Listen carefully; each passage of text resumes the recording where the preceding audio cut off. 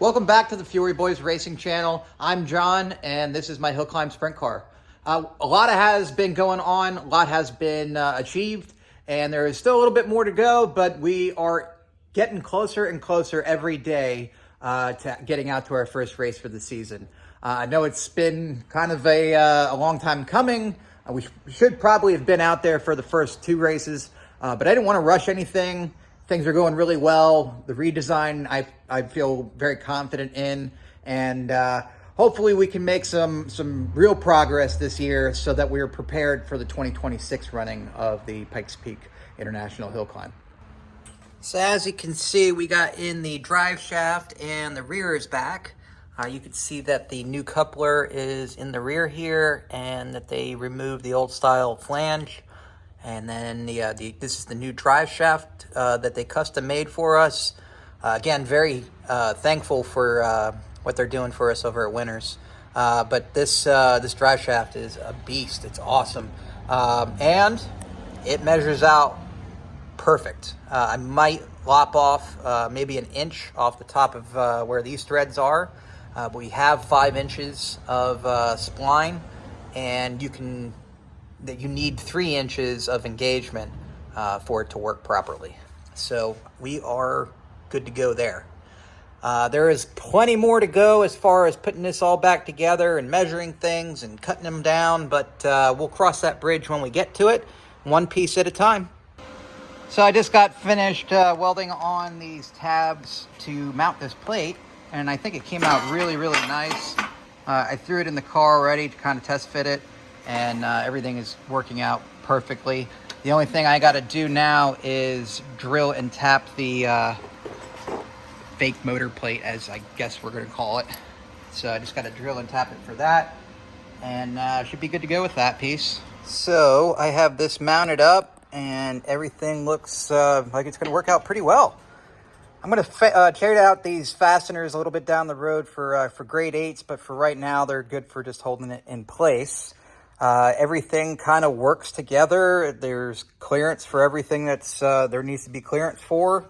I did add a little extra clearance here, so I cut off a little piece that was butting up against the bottom of this hole, and I didn't want it to catch on the shifter linkage that's coming through there.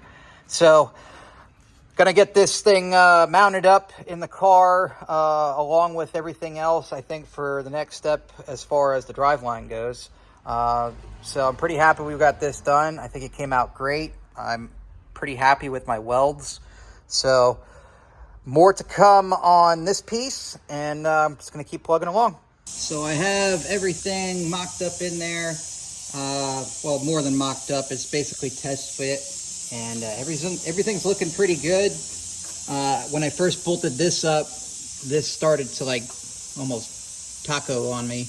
What I found out is that these were not sitting completely flat, and as you can see, there's still a little bit more to go. But I'm not trying, what I want to avoid is bending this at all. This thing sits perfectly flush to it. I'm going to make this sit perfectly flush to it, so everything else kind of jives. The good thing is that the dry shaft hoop does work, and it does clear the torque ball just barely on this side. This is offset to the left slightly, and there was a reason for that. I don't want to go into it right now, but anyway, as you can see, we're going to have to cut this down quite a bit, and then also probably cut this flange from here to here when we get this the same piece back from the machine shop. So he's cutting that race, I guess you can call it, on this piece, and as soon as we get that back, then we can start throwing that back into here. Oh, as you can see here, I also put that in there, and I just need to weld up the seams right there. I welded this up a couple days ago. Came out pretty nice. Pretty happy with the welds. They're not professional by any means, but they're good enough for me. So as you can see, I have been playing around with the dimensions that I need for this situation, but just to give you guys an idea what this is going to look like, the drive shaft is going to go inside of both of these tubes, this will go inside of here. And both this and this flange will have to be cut down. This one I'm going to cut down from, it's 7 inches from this point to here. I'm going to cut it down to 5. And then on this, I'll probably cut 1 to 1.5 inches off for that. And that should give me about the perfect amount of play that I'll need between this face and this face so that they don't intersect when the suspension for this is cycling. So I did some collecting of some data and figured out some measurements, and basically, if my math is correct, which it could very well not be, I will need at least 1.5 inches between the flange on here and the torque ball. And hopefully I can get a little bit more than that, like 2 inches would be great, but we'll see what we get, and I'll have to wait for the flange to come in to basically figure that out. So I think I'm caught up on this stuff, caught up on this cover here. Might need to do a little bit of tweaking, nothing major, but I think I'm going to move on to something else.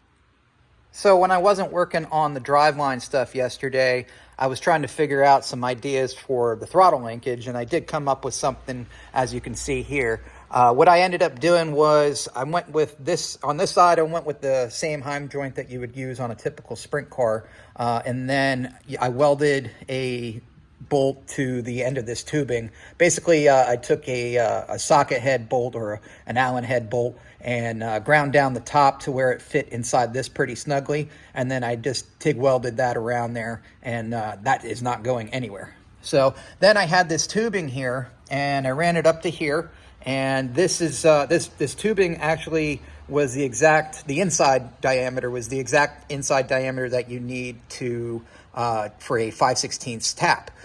So ran a 5/16 tap down in there, put a stud in there, and I put this heim joint, which I had laying around, put that on here. And the reason why I went with this size heim joint is because the throttle body had a hole that, again, all I had to do was run the 5/16 tap through, and then I put this bolt in here. And as you can see, I found a little half nut, and I threw that on there.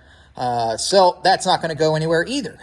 So I kind of like this setup. Again, I'm probably going to have to cut this down a little bit once I get that throttle pedal actually installed, but I'd rather have it too long than too short. So we need just a couple parts to come in, and while I'm waiting on those to basically finish up these major projects, I've been servicing the car. First thing I did was I serviced the brakes and the hubs here, and I did the whole front end basically, and I even serviced the torsion bars and all that stuff. I nut and bolted everything up there. Everything seemed pretty good. On the engine, I went through, checked a few things. All looks pretty good. So the things I'm waiting on are this master cylinder here. There's something wrong with it. I'm not really sure what's going on, but I'm not going to chance anything. I just ordered a new one, and I'm going to replace it. Once I get that in, then I can finish the brake pedal project, and then as far as the brakes go, then we're good to go. As I've mentioned before, waiting on this flange to come back from the machine shop, and then once we get that, then we could put together this whole torque tube assembly, do all the final checks and final assembly for that rear suspension, and then we could start putting things back together as far as, you know, putting the seat in and stuff like that. I also have to weld this in prior to that.